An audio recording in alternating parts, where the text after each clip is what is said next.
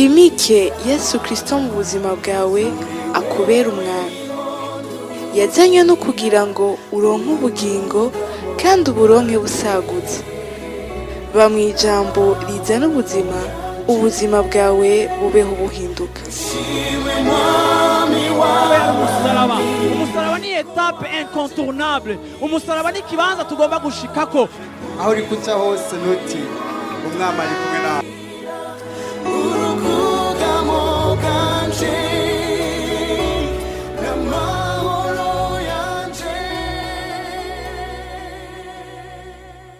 Samuel wa mbere igice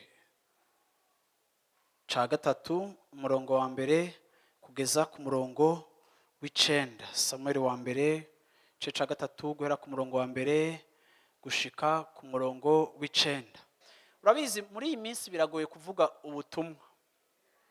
Ariko uno munsi mfise ijambo rishaka kuvuga ngo Imana iguhemukiye. Iyi niyo titre ya message. Quand Dieu nous déçoit.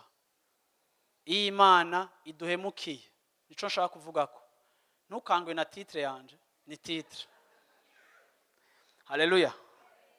Ariko kandi nshaka kuvuga ngo muri iyi minsi hari igihe biba bigoye kuvuga ubutumwa kuko abantu benshi barakeneye iminsi yose abantu bashaka kumva aho umuntu ahagaze. Sivyo abantu b'Imana. Sivyo? Ugasanga rimwe n'Imana ikuzaniye message yawe ucuyishira muri contexte ya politique. Ngo wumvise ukwezi kwa kane kose kwaheze abantu ngaha mwishengero bagira commentaire za message ziba zavuzwe. Numva ko atari byo je navuze. Ariko burya abantu bakira ikintu bivaye n'amaruri bambaye. Wambaye amaruri ya rouge abona ngaha hasa na rouge. Wambaye ya vere abona hasa na vere. Abambaye ya jaune bwira umicane tubiva ku maruri wambaye. Haleluya. Ariko rimwe na rimwe akaguma mu gihugu nigasobanura ko Imana itagifise umugambi ku buzima bwawe kandi itagifise ikikubwira sur le plan personnel. Sivyo abantu b'Imana. Haleluya.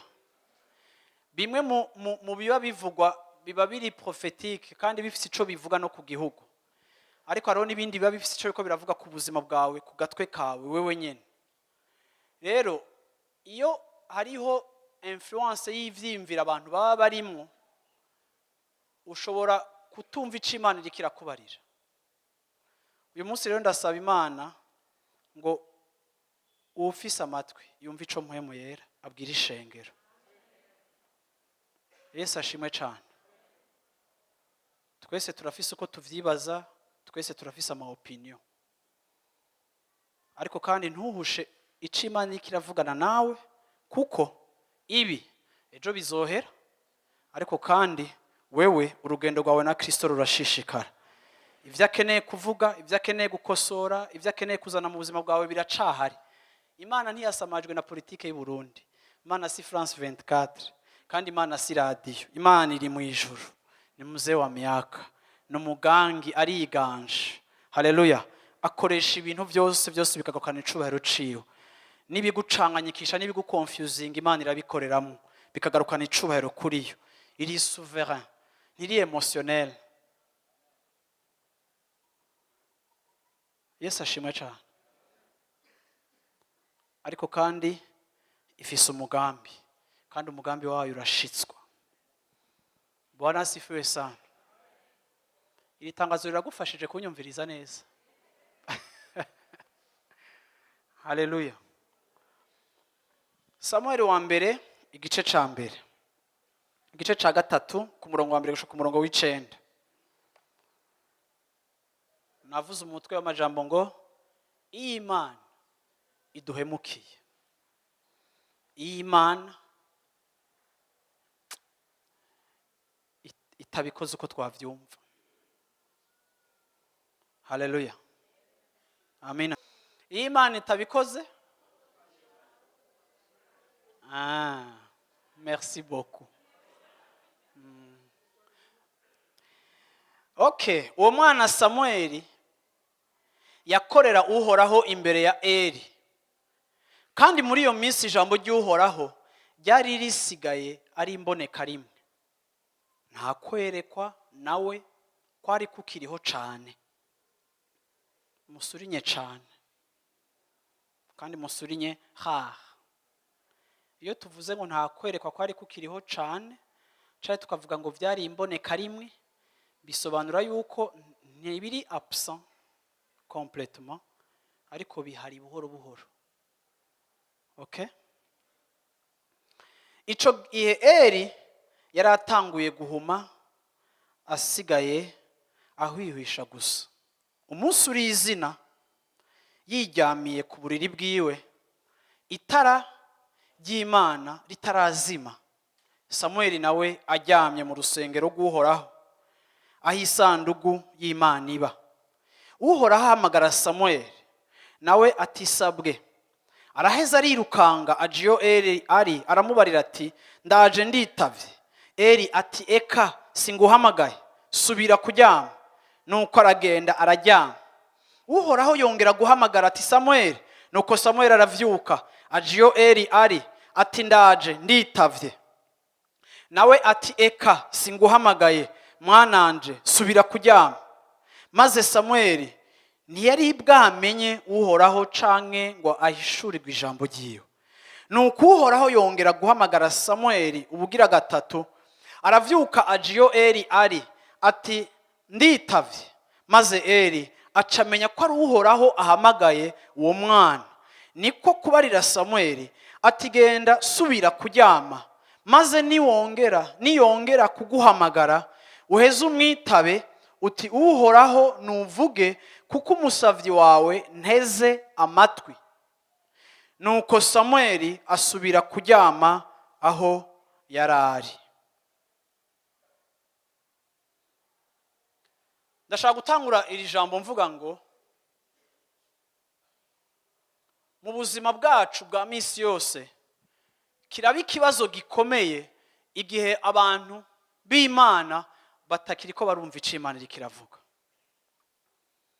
Ndagomba kuvuga ngo ikintu ca mbere kizima gitunga umuntu, nkuko Yesu yabwiye abantu ngo nimwasenga muvuge ngo uduhe ivyo kurya bidukwiye uyu munsi. Ndashaka kuvuga ngo Yesu yaravuze ngo umwana w'umuntu ntatungwa n'umutsima gusa, ariko umwana w'umuntu atungwa n'ijambo ryose riva mu kanwa k'Uhoraho. Ndashaka kuvuga ngo ico Imana ivuga kirashobora kugutunga, kuko ico Imana ivuga ikivugira muri contexte, ikakivugira muri saison, ikakivugira mu gihe. Imana ifise ijambo ry'igihe. Imana iguha ijambo, Imana si HS. Imana nikubwira ibintu bitandukanye naho uri. Imana ivugana nawe bijanye naho uri kuraca, naho ukeneye kumva ijwi ryayo. Kuko ngenda kubwira ngo igihe cyose Imana ivuze, Imana ivuga kugira ngo ijwi ryayo canke ijambo ryayo ritange orientation, vyerekana aho ibintu bikwiye kuja, vyerekana aho ubuzima bwawe bukwiye gufata umurongo, vyerekane destination, vyerekane inzira. Kuko hari nyinshi ziri imbere yawe, ariko ijambo ry'Imana rije rizana precision. Iki gihe ca Eli, kubwo kutumvira Imana, kubwo kutumva no kubwo kutaba muri harmoni n'Imana, ikintu cagiye kibura mu buzima bwa Eli. Naho tutumva ngo yari afise inzara, naho tutumva hari ico yarabuze, kimwe mu bintu yarabuze hari habuze icimviro c'Imana. Kuko aba bantu bari baramenyereye yuko mu rugendo rwabo rwose igihe cyose bararindira kumva aho Imana igomba gutwara ibintu kugira ngo baswate buhoro kandi bahushe gato kandi babe presi kandi ntibatakaze umwanya. Bari abantu bari barize mu buzima bwabo gukonta ku Mana, kwizigira Imana. Bari abantu bazi yuko Imana ivuga, ntibari abantu bakekeranya ko Imana itavuga, bari bazi ko Imana ivuga. Ndashaka kubona muri kino gitondo umuntu ari sûr ko Imana ivuga. Bwana asifiwe sana. Haleluya. Bwana asifiwe sana. Aha. Rero muri uko kumenya ko Imana ivuga kandi bakamenyera kuyumva, hari ikintu cabaye kitari ciza. Kuko Eli atagiye yubaha Imana, agenda atakaza contact, agenda buhoro buhoro atakaza icimviro c'Imana. Ibintu bigenda bikogwa n'icimviro ciwe. haragera igihe Bibiliya avuga ngo ijwi ry'Imana rimera nk'imboneka rimwe ritakihari. Era akamenya ko Imana ihari, ariko kandi hakabaho agacerere kadasobanura ko Imana itari kiravuga, ariko imiringoti yo kuzana icimviro c'Imana yasa niyazivye. Amina. Haheze igihe akaba afise umwana yarereye mu nzu y'Imana, ataca Imana imuhora, ariko akiri muto ataramenya uko Imana ivuga, ariko ubuto bwiwe ntibwabuze Imana kugira ico ivuganye nawe. Muri ubwo buto Imana iza kumugendera, itangura kumuvugisha. Imana itanguye kuvugisha uyu mwana, twabonye yuko uyu mwana Samuel ntiyarazi ingene Imana ivuga, ariko Imana yariko iravuga. Hari igihe bishika mu buzima bwacu Imana ikabiri kiravuga, ariko abantu bakaba batarakomeza lecture yabo ya message y'Imana. Hari igihe Imana ivuga, abantu ntibabe mu mpwemu ari abantu bakangukiye gusobanukirwa ico Imana iriko iravuga. Uyu muhungu nawe yari muri iyi situation aho Imana iriko iravuga, ariko aho acitiranya ijwi ry'Imana n'ijwi ry'abantu, aho akibaza ko acumva Imana ivuze akitaba abantu, Imana ikamuvugisha akitaba umuntu, kuko atari bwasobanukirwe neza uburyo Imana ivuga. Haleluya.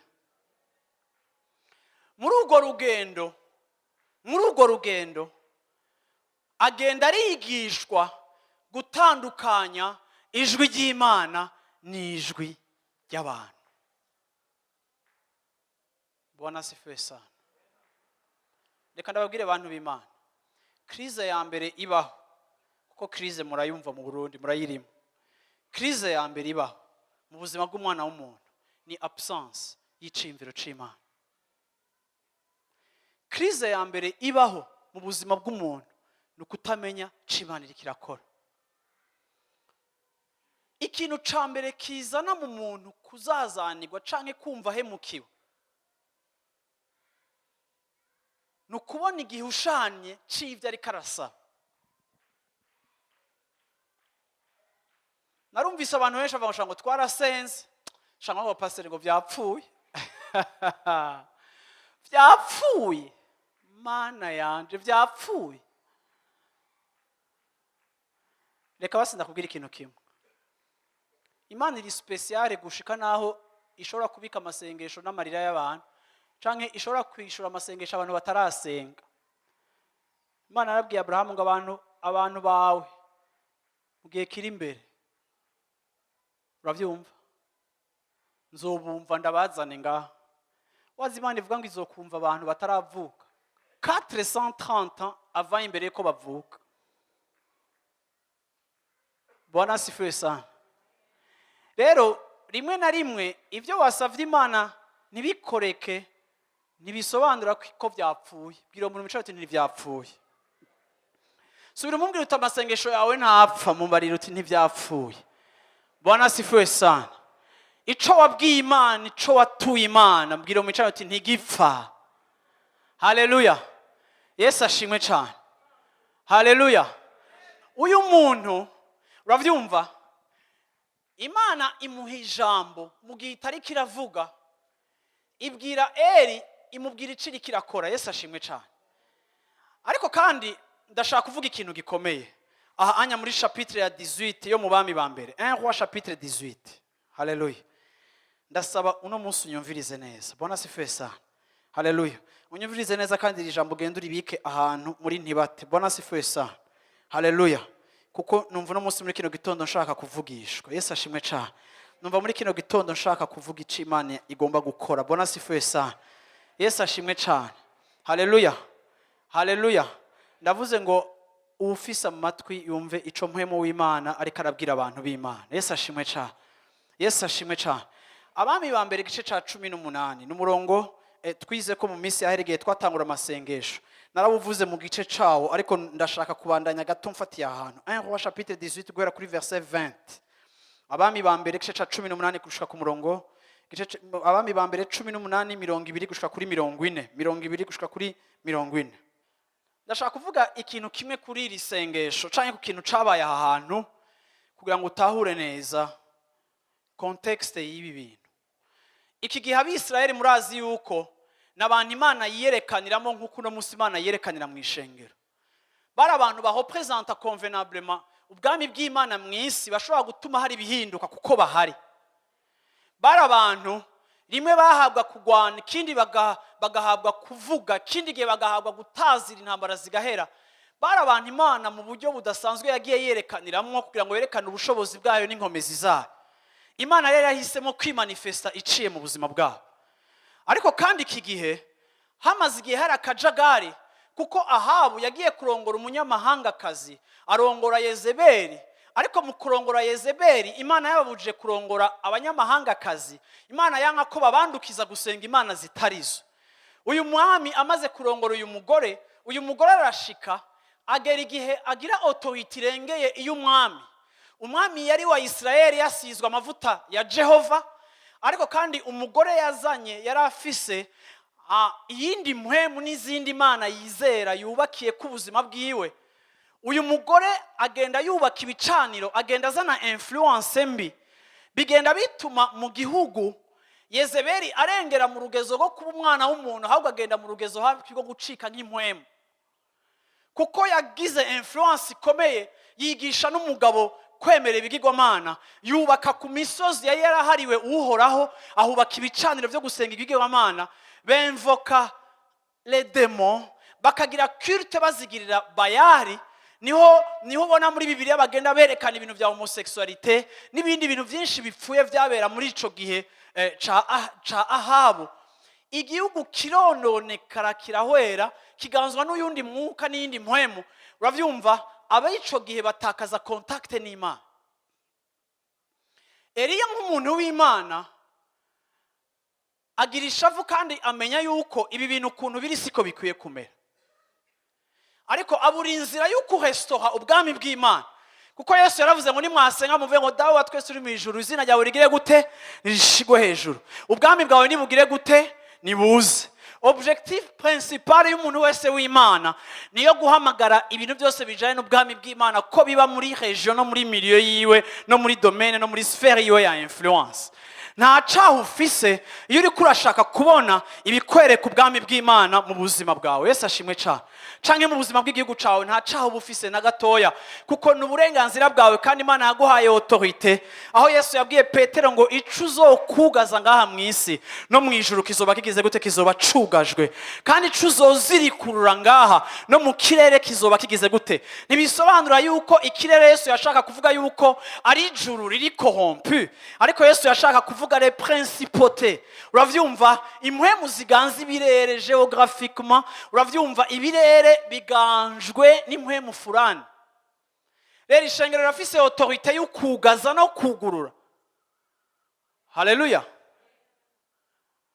Uyu muntu amaze kwitahora muri responsabilité yiwe, Eliya aratuma ko Ahabu aravuga ati simfise ingene no gwana ni influence ni mode aho igihugu cyose cabaye corrompe.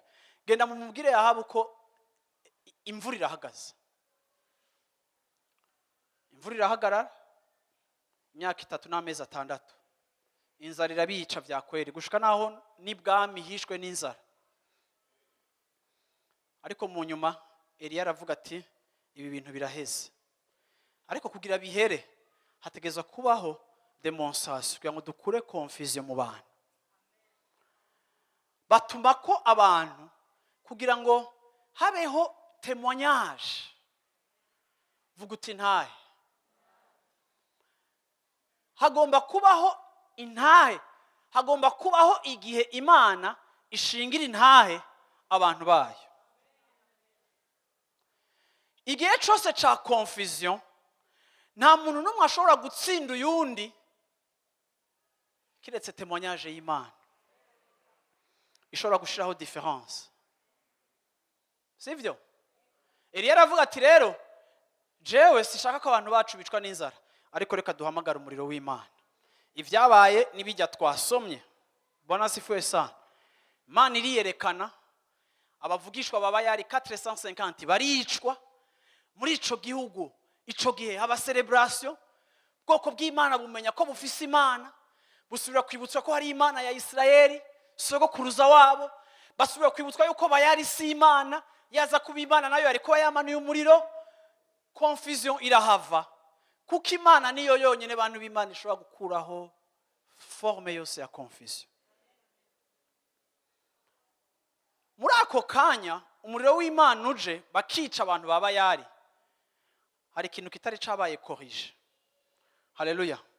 Nico je nshaka kubaho umutwaro tugiye gusengera rero muri uku kwezi kwa gatanu. Bona sifuye sana.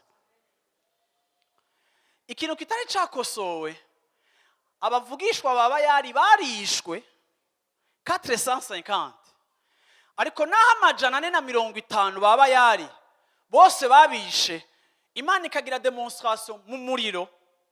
Hari ikibazo kimwe cari casigaye, nuko impwemi bahokruta n'impwemi bamobiliza.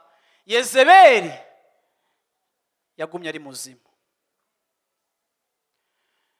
Elie mu rugezo rwiwe rwo gusaba contrepartie kugira ngo asabe igitangaza c'Imana, igihe yasaba ngo nande ndasavye ibi, agashiraho amakondition kubera abantu bari sous pression y'inzara. Condition Elie yatanze barazubahirije.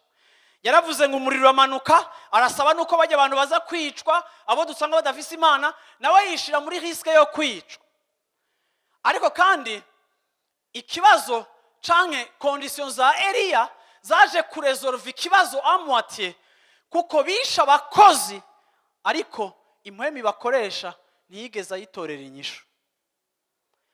Reka nakubwire ngo abavugishwa b'ibinyoma bashobora kurandurwa muri iki gihe, na kijya gihe ca Elie bararanduwe bakugwaho baricwa ramajana 4, ariko osironta muri pale Jezabeli akiganje, osironta muri pale Jezabeli ari we yari akidetermina aho ibintu bija, n'impwemu yiwe na influence yiwe, nta changement iri radical yashobora kuba muri iki gihe cabo.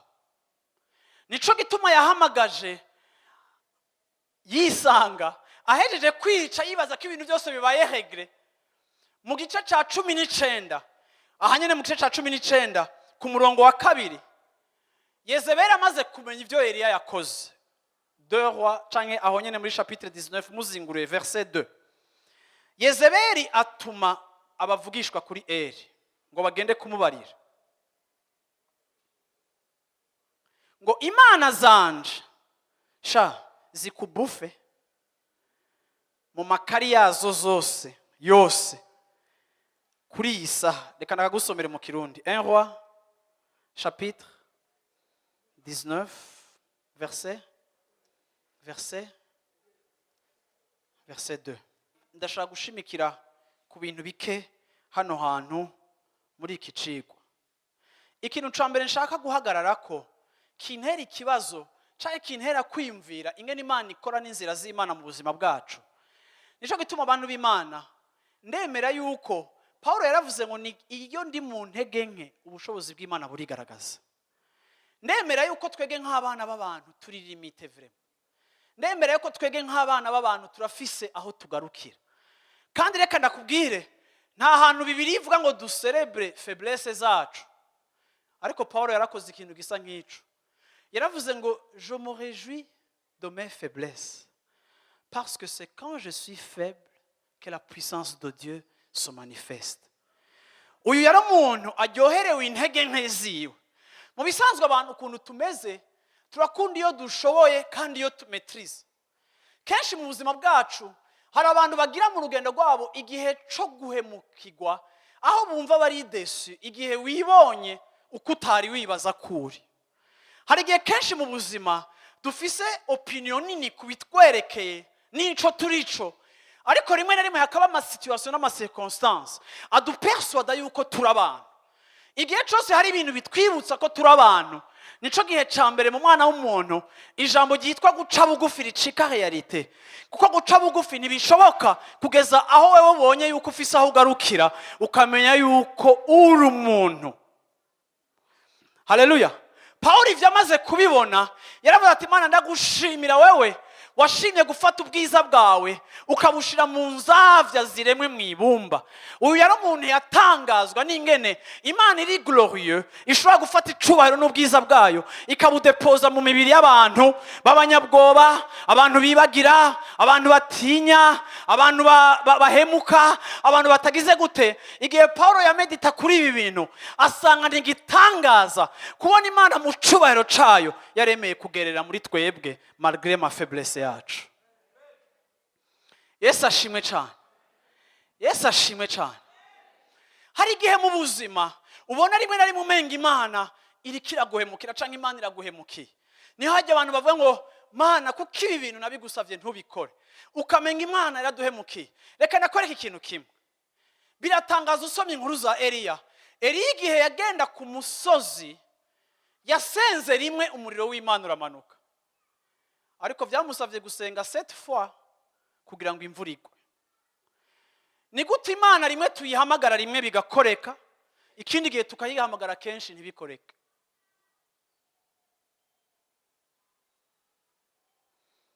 Rero kenshi iyo vyatevye nico gihe abantu baca batangura rero gucanganya ikigo.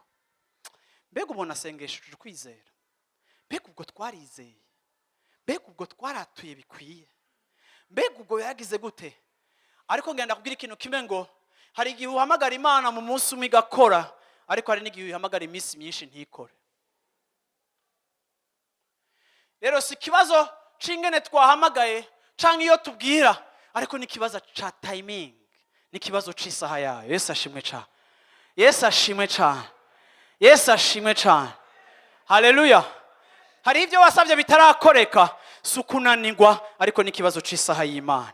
Yesu ashimwe cyane. Haleluya. Bwana sifiwe sana. Reka nakubwira iki kintu. Elia igihe kimwe yaragiye gusenga, ahagurutse ikintu afise conviction, ahagurutse ikintu afise kwemezwa. Aratuma umukozi wa Ahabu, arabwira ati genda umumagarire, genda umbwirire, genda ndagutumye kuri Ahabu.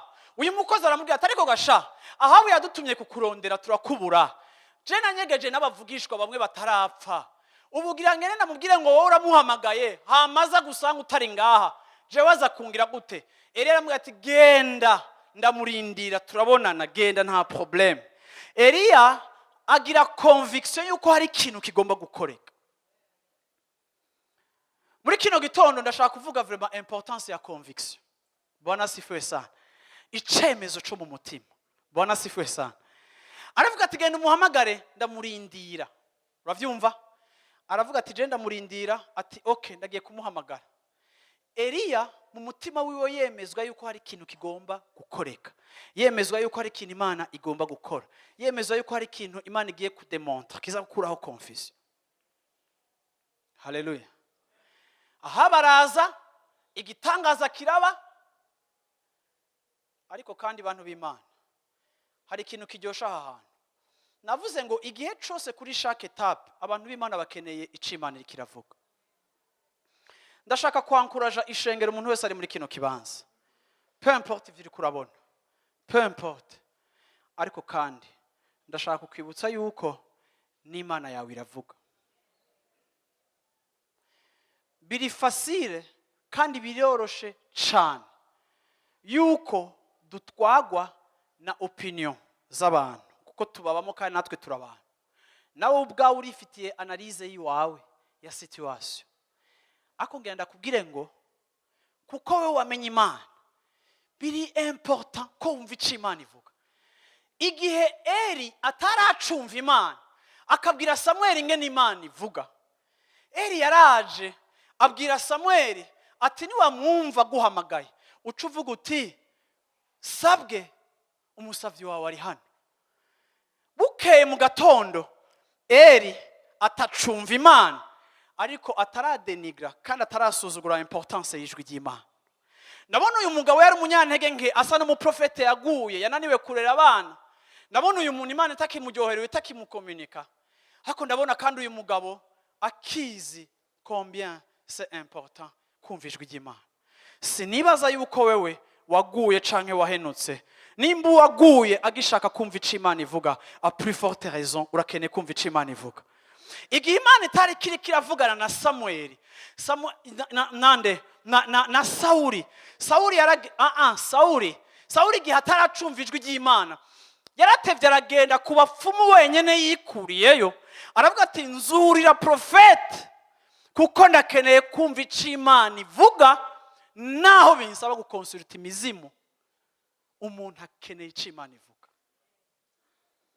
Sindababwiye ngo mukore ivyo, ariko ndiko nshaka kukwereka yuko iyo umuntu yamaze kumenya gutungwa n'ico Imana ivuga, iyo akibuza arasufa, iyo akibuza ariruka, iyo akibuza aragishakisha, iyo akibuza icombabaza uyu munsi nuko ab'Imana ibwira bashobora kuba bari distra.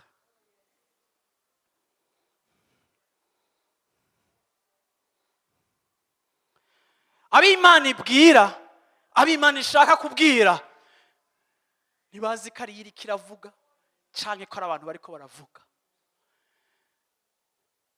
Iyi marge ya erreur ikwiye kwiyegeranya, hakabaho certitude. Era amaze kumubwira ngo ucuvuga ngo sabwe, amaze kwitaba Imana, Eli yaramuje ko mu gatondo ati Samuel ntumbeshe, Imana yavuze. Ndayizi ntihorihora, ndayizi ntikunda kwinyegeza, ndayizi ntiyoba, umviriza kandi ntiyakubwiye n'ivyawe. Ntimbwira ariko we yakubariye. Igihe Samuel yari afise ubwoba bwo kumubwira inkuru mbi Imana yamubariye, araza aramubwira ati Samuel, Imana yavuze. Bantu b'Imana ndabasengera muri iyi minsi, ndabasengera mu gihe cyanyu cyo kubaho ngo mukunde kumva ico Imana ivuga. Ndasenga ngo uko mwipfuza igiceri mwipfuze kumva Imana ivuga. Ndasenga ngo uruhara gukumva ico Imana ivuga ntimukirekera abandi, ariko nimba atanzitizi zihari, ndasenga ngo wipfuze kumva ico Imana ivuga. Ndasenga ngo wifuze kumva ijwi ry'Imana mu gihe cawe, muri saison yawe, muri periode yawe.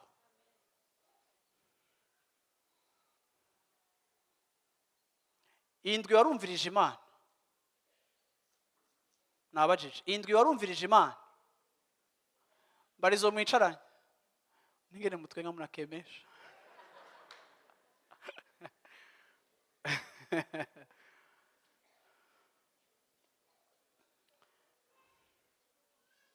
Mbarira ico Imana yavuze. Samuel, vuga ico Imana yavuze. Vuga ico Imana yakubwiye, kivuge, ndazi ko yakubwiye.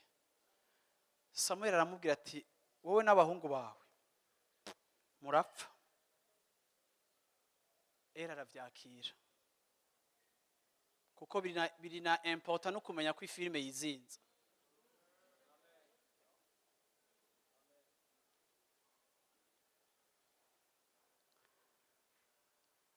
Abizi muntu w'Imana,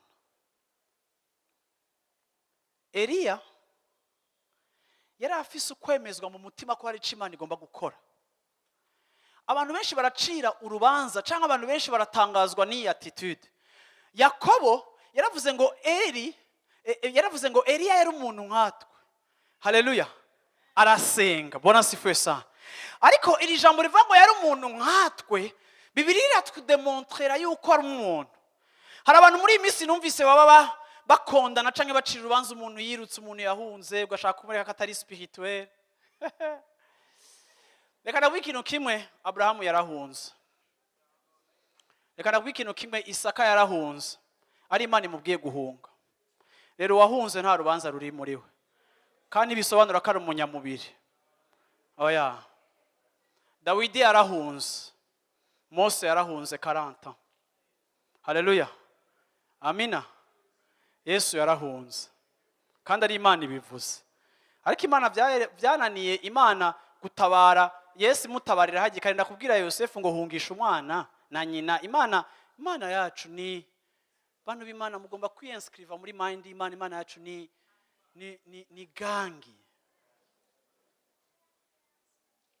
Haleluya.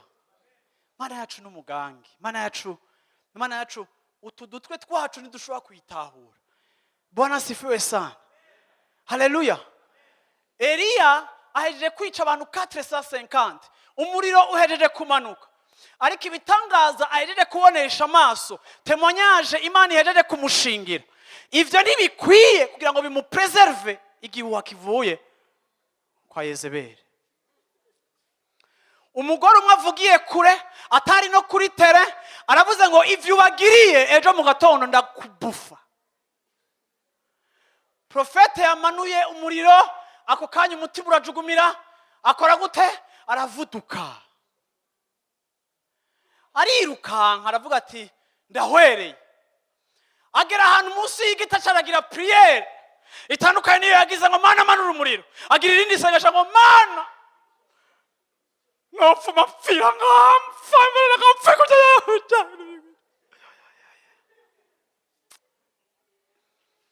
Reka ndabwire abantu b'Imana, igihe ca faiblesse kirabaho. Haleluya. Igihe cyo kunanirwa kirabaho, igihe cyo kurengerwa kirabaho. Bwana asifiwe sana. Igihe cyo kurengerwa kirabaho. Ariko abantu b'Imana ngenda ndabwira ikintu kimwe, nasanze ingene Imana imeze, uravyumva, burya habaho amavuta ajanye n'igihe. Erega aba bantu ntibari bafise mpwemu yera muri permanence, bari bamufise en permanence, ntibari bamufise périodiquement. Uyu muntu yaragize ubushizi bw'amanga bwo guhaguruka no guhamagara umuriro w'Imana no kwica abaprofete. Grâce yari afise ico gihe yari ijaye n'ivyo yajeje gukora. Ariko nsubira ku muntu umenga ari nu, wa muntu w'ubuhizi, wa muntu yagwanye wenyene, wa muntu yumva ari wenyene, wa muntu yumva yatawe. Reka ndababwire abantu b'Imana, igihe yabwira Imana ati Mana, Imana iramubaza ngo Eliya uri gukora iki ngaha? Mbega Imana ntimubona ko yahunze ahirinda kumubaza ngo akakora iki?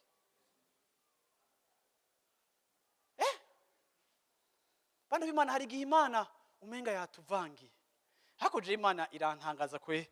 Urashaka kubaza umuntu ariko arahunga, ubona ko arirukanka atanatekeye n'impuzu, ngo uri gukora iki ngaha?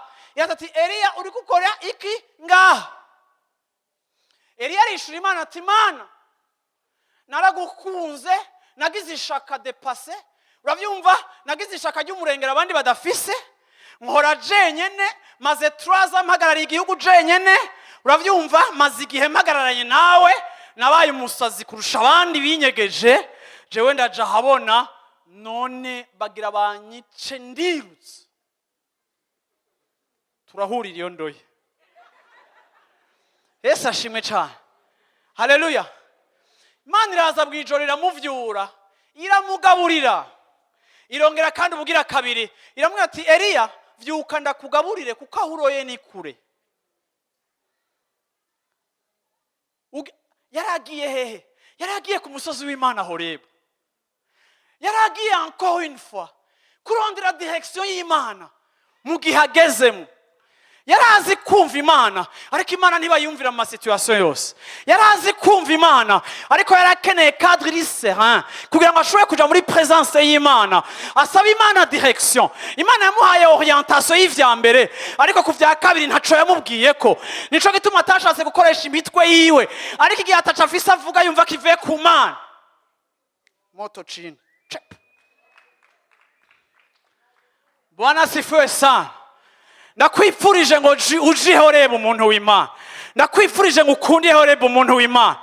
Si bisagara si hehe, ko ndakwifurije gukunde kuba mu kibanza aho umva ico Imana ivuga.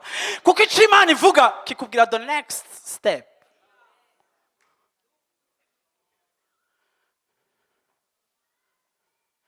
Imana iraraba Eliya, ugiye Horeb ariko urakeneye gufungura ni kure.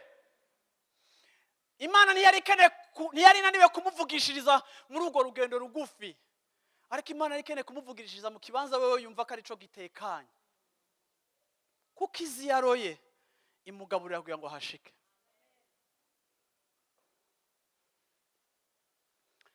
Bwana asifiwe sana. Ngenda abwira ikindi kintu gituma Imana itangaje. Imana yabwiye Eli ko yibikiye abantu 7,000 batiyanduje. Eliya imubwira ko hari abo yayibikiye batiyanduje. None kubera ko Imana yamuretse agakina wenyine uru rugamba, urayica 7,000 personnes. Reka abantu b'Imana babwira ikintu kimwe, iyi nkuru y'ibihumbi ndwi Imana yibikiye Eliya yabwiye Imana 2 fois ngo nagize ishaka kandi ndi jenyene kandi bariko barampiga. Mpaka ageze i Horebu ni Imana yaje kumubwira yuko bwa wundi rega nturi wenyene, nagukoresheje wenyene ariko mfise 7000 banje bankunda banyubaha, tutariko turabona ariko barahari, batariko barakora ariko barahari, batariko baraseruka ariko barahari, nabanje ndabazi, ariko ndi Imana ishobora gukinisha umukinyi umwe gusa. Haleluya. Ndi Imana ishobora gukinisha umukinyi umwe, match igahera. Uyu mutipe yari yazazani wari muri confusion, yabwira Imana yishavuriye, Bwana asifiwe sana, ayereka ko bayideso, ayereka Mana DJ Mana bagira ba Mana. Ariko kandi hari ikintu kimwe nshaka kubwira umuntu w'Imana ugomba gutahura. Ubwoba bw'umuntu bwamabugwizwa n'ivyo atazi. Ndasubiriyemo, ubwoba bwawe bwamabugwizwa n'ivyo utazi. Igihe uyu mugabo Eliya ariko arirukanka yumva ko Yezebeli agira mwice, Imana yoyo umugambi wawe ntari bwahagarara. Bavyumva? Wamenga ntabiri ko birakoreka ariko Imana ariko irakora. Umukinyi wa mbere arangije mission yiwe, uravyumva, atumva atabona ibikurikira, aja kurondera ijwi ry'Imana. Bibiliya iravuga ngo amaze gushika mu isenga, Imana iramubwira ngo Eliya uri gukora iki ngaha? Eliya muri ako kanya yumva ijwi ry'Imana.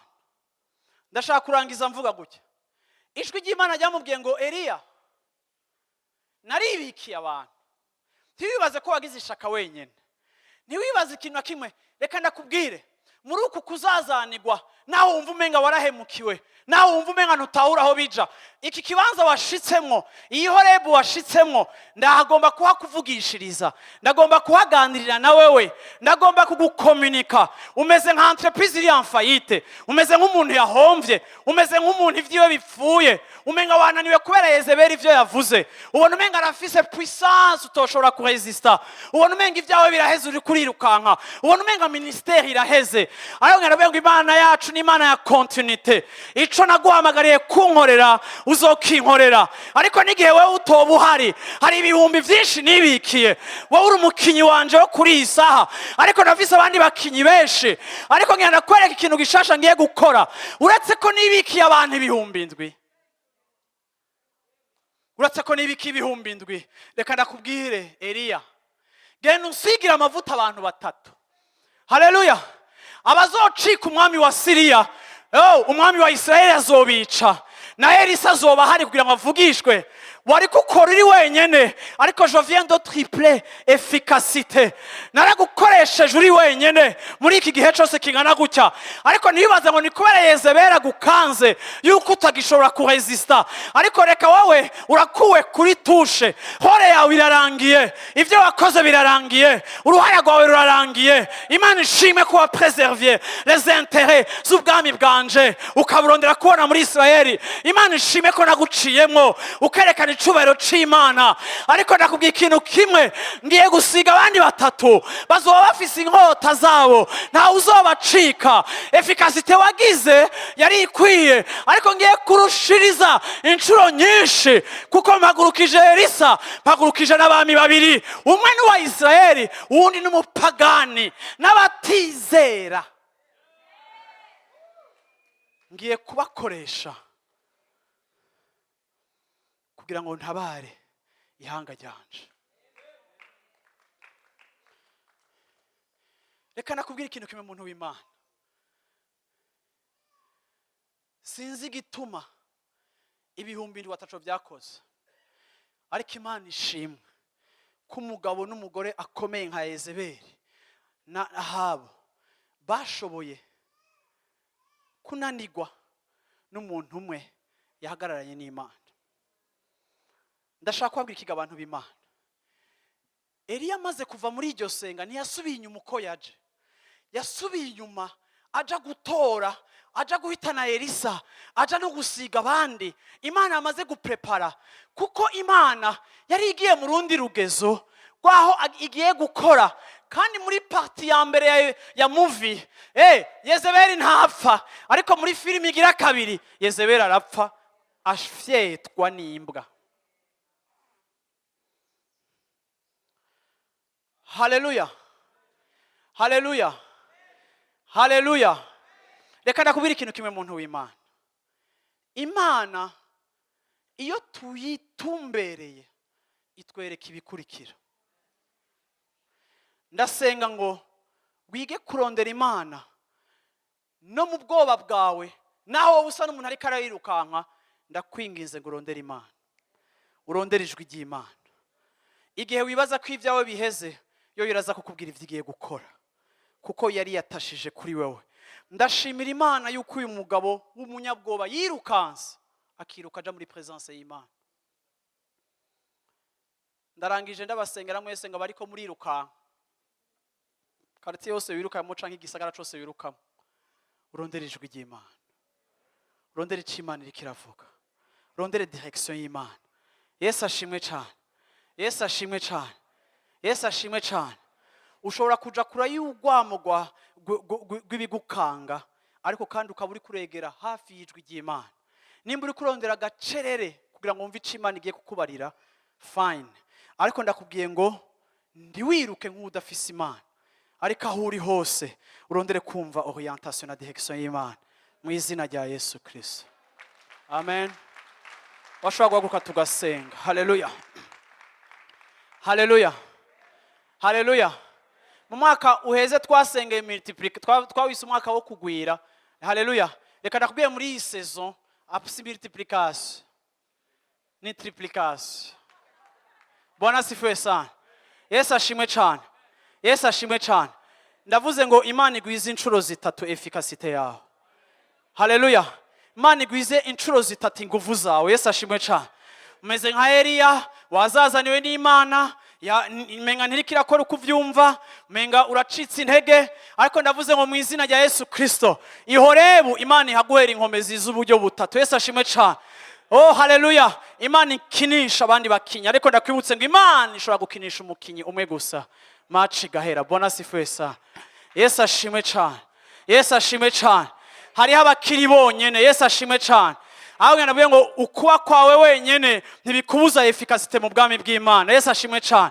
Hari abavugishwa bari baranyegejwe bashikijana, ariko ntibigeze baseruka, bagumye mu masenga y'amabuye. Ariko Elie akora wenyene kugira ngo muri faiblesse Imana manifeste gloire yayo, kandi kugira ngo Imana ikirisha abantu iby'ubusazi n'iby'ubupfu, kugira ngo Imana igaragaze yuko la folie de la croix, si sagesse, si intelligence, si force ikiza, ariko efficacité va kutegeka ibintu bigakoreka kandi ibintu bikaba. Ndakwifurije ngo ntukagire confusion, ariko n'igihe cyawe cya confusion wigire ihorebu, araza kuvugana nawe. Yesu ashimwe cyane. Mpagurukiriza umuntu wicaye tugiye gusenga. Haleluya.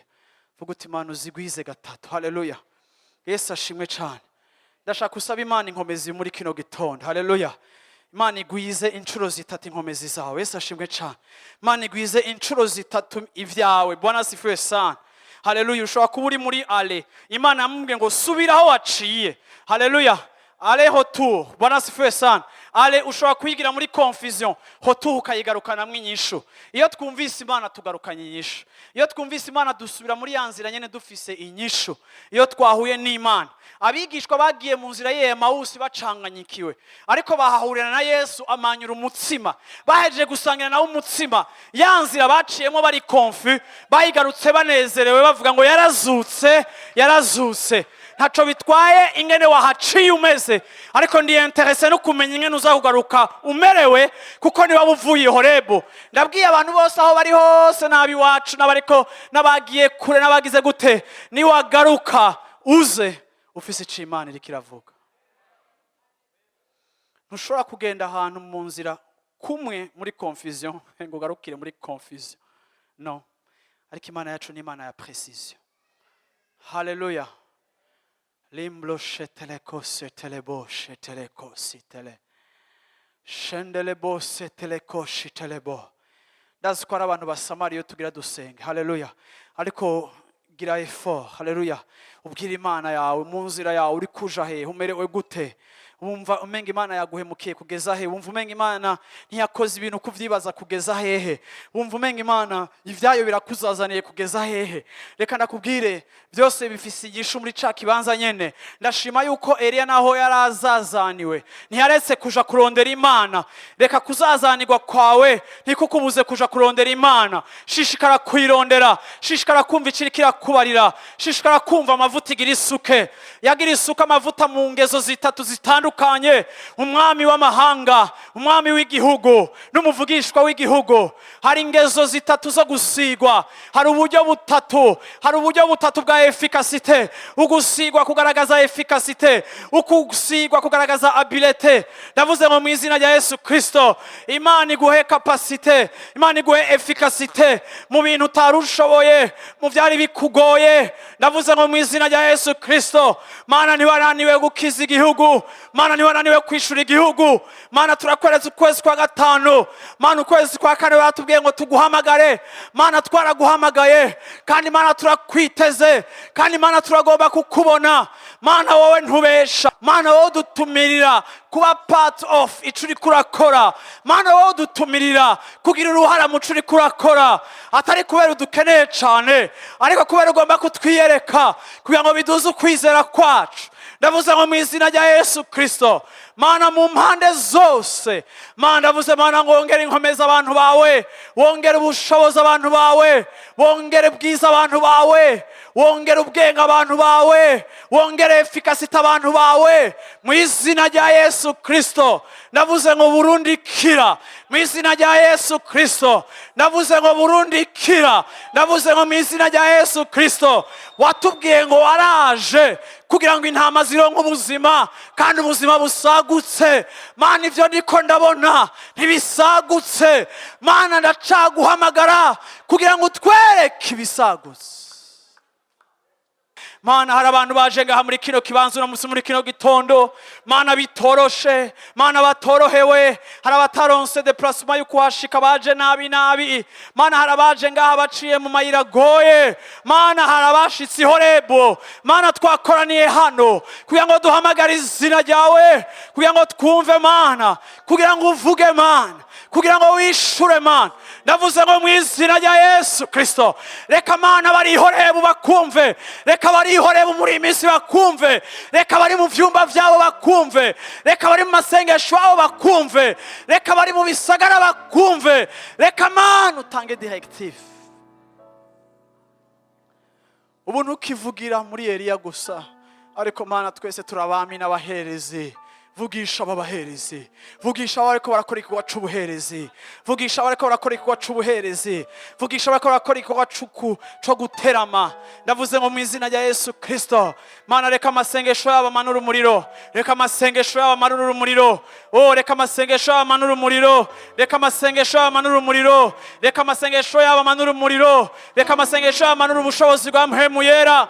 Igihe kimwe Elia yazanye umuriro, ariko igihe ciwe canye umuherebo wamuhaye ubushobozi bwa Mpwemu Yera, kuko amavuta ari ikimenyetso ca Mpwemu Yera. Ndavuze ngo mu izina rya Yesu Kristo, Mana reka ntihamanuke umuriro gusa, ariko n'ubushobozi bwa Mpwemu Yera bumanuke bukorera abantu ba.